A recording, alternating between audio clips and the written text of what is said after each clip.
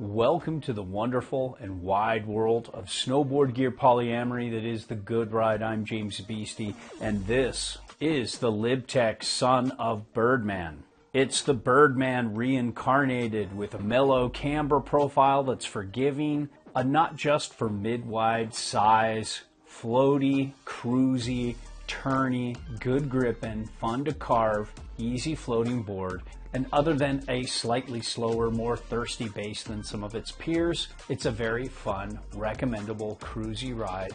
I rode this with my Nitro Team TLS boots and Union Force bindings. I got this in some really good groomers, some pretty good powder, and some hard snow. Compared it against the LibTech Lost Rocket, and you can see that comparison on Patreon. And this is an honest, objective review with zero brand oversight. So if you want to support honest, objective reviews like we do here, then give our sponsor, Blower Board Shop, your hard-earned cash. They more than deserve it because they're a snowboard-only shop. They've been selling to snowboarders longer than most resorts have been allowing snowboarders on the hill. They have a large online presence, and they're doing their best to give you everything that the larger online stores do in terms of shipping, price matching, and customer service.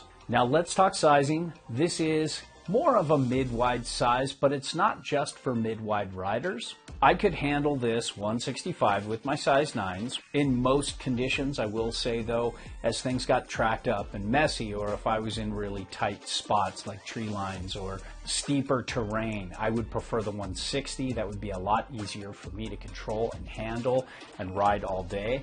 But if you're like me, a size 9 or a 10, and you're looking for something more cruisy, a little bigger than your average free ride board that has lots more float, more speed, more carving power, you could easily go 165. Hell, you could even size up to the next one too if you see lots of really deep powder.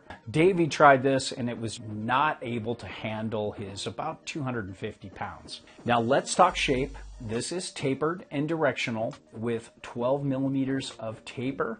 There is a 2.5 inch setback on side cut. They don't disclose the reference stance, but if you set it all the way back, you can get 3.25 inches back from center of board at a 21.75 inch stance width, so it has a very usable setback for powder.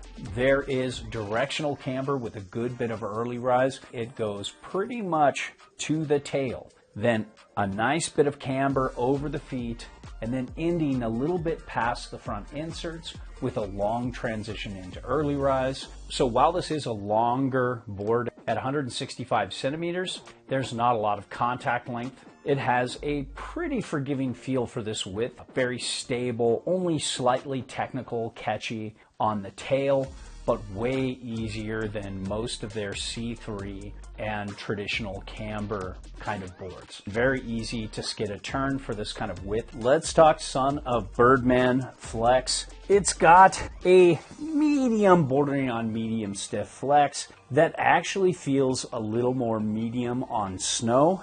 When you get to the tail, it's stiffer here, but near this area, it's a little softer and it butters pretty easy on the tail. Then you look at the nose and it's pretty soft up here and it gradually gets stiffer as you get to the camber entry point right here. It's very easy to butter on the nose. There is good pop. It's just got that typical Mervyn pop that's easy to engage for any ability level, but yet maintains its composure pretty well in uneven snow.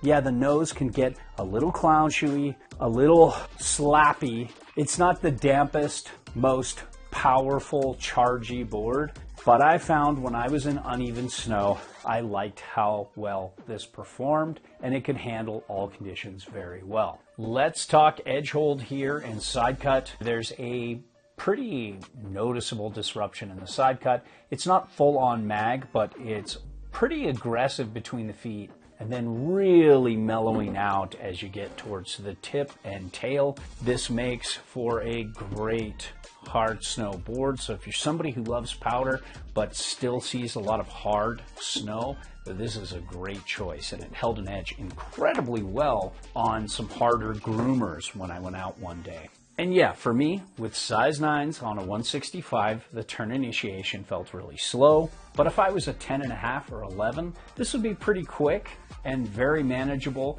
And it wasn't the kind of slow that bothered me. It just took a little bit to get it going. And once you got it on edge, and you engage that 7.8 meter side cut radius, which is a little more turny for Mervyn boards, and I could feel that. Once I got the side cut engaged, I could across the groomer carve, even circle carve, but it didn't bother me if I wanted to do a down the line carve. They're very vague with their specs, but there seems to be some secret sauce going in here that allows us to go down the line, make longer, drawn out carves pretty well at moderate speeds, because it's not a stiff flexing charger, but it does very well for the flex and dampness that it has. And there's very good spring out of the turn. On a same day comparison against the Lost Rocket, I actually preferred this a little more. I was riding a 57.5 Lost Rocket versus this, and this just had a more satisfying turn for my turning personality. Then you factor in this bass. I'd like to see a faster, better bass on this. That would bring it up at a level that matches most of the boards in this price range and peer group. But overall, it wasn't terrible, and I'm not sure it'll be a deal breaker for everybody. And when you get this board in POW, it floats very well. It's very cruisy and easy floating. It has a little more centered feel on board than you would think, which is good for having some landing gear if you want to get some air here and there, but it still has a very directional feel in comparison to a lot of boards. When I was on the Lost Rocket, that felt way more back on the tail than this, and more snow surf, where this felt more traditional free ride, but it has easy directional float. You've got just such a nice big nose, a smaller tapered tail, a lot of early rise, and a decent setback on board. So it's a fun board in powder. So overall, I'm pretty happy to see the Son of Birdman back. It's really a fun, floaty, cruisy, directional ride with a lot of early rise that I think will have a lot of appeal to riders that just want a longer, wider, bigger, kind of old school powder cruiser with